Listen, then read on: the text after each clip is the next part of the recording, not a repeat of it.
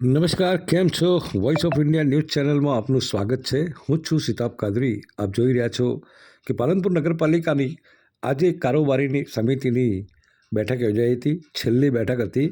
તેમાં કારોબારી ચેરમેન પિયુષ પટેલની અધ્યક્ષતામાં આ બેઠક યોજાઈ હતી, જેમાં 25-26 અને 26-27ની આવક જાવકની વાત તેમણે કરી હતી અને તમામ મુદ્દાઓ વિસ્તૃત રીતે ચેરમેનશ્રીએ જણાવ્યા હતા. જ્યારે એક નગરસેવકે જણાવ્યું હતું કે છેલ્લી મિટિંગ છે, મીડિયા મિત્રને હસતા હસતા કહ્યું હતું કે ફોટા બરોબર લેજે.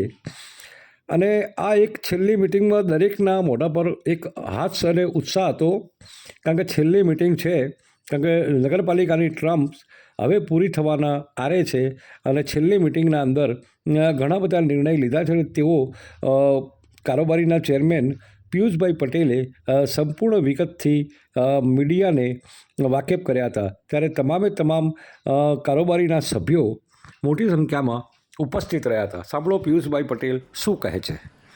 પાલનપુર નગરપાલિકાની કારોબારી સમિતિની આજે બેઠકનું બપોરે 12 વાગે બેઠક બોલાવવામાં આવી હતી, જેમાં મુખ્ય મુદ્દા તરીકે પાલનપુરનું 25-26નું રિવાઇઝ બજેટ અને 26-27નું અંદાજપત્ર બજેટ જાહેર કરવામાં આવ્યું છે.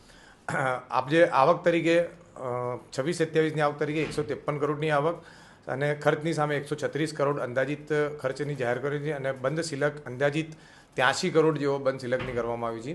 પાલનપુર નગરપાલિકાના મુદ્દામાં બીજું જે જર્જરિત મિલકતો થઈ ગઈ છે એ મિલકતોનું પંચનામું કરી અને એનો વેરો રદ કરવાનું પણ એક મુદ્દો લેવામાં આવેલો હતો. યુડીપી 88 મુજબ નવીન જે ગ્રાન્ટનું આયોજન કરવામાં આવ્યું છે, 8 કરોડની ગ્રાન્ટ માટે કામો નક્કી કરવાની એક સત્તા કરવામાં આવી છે.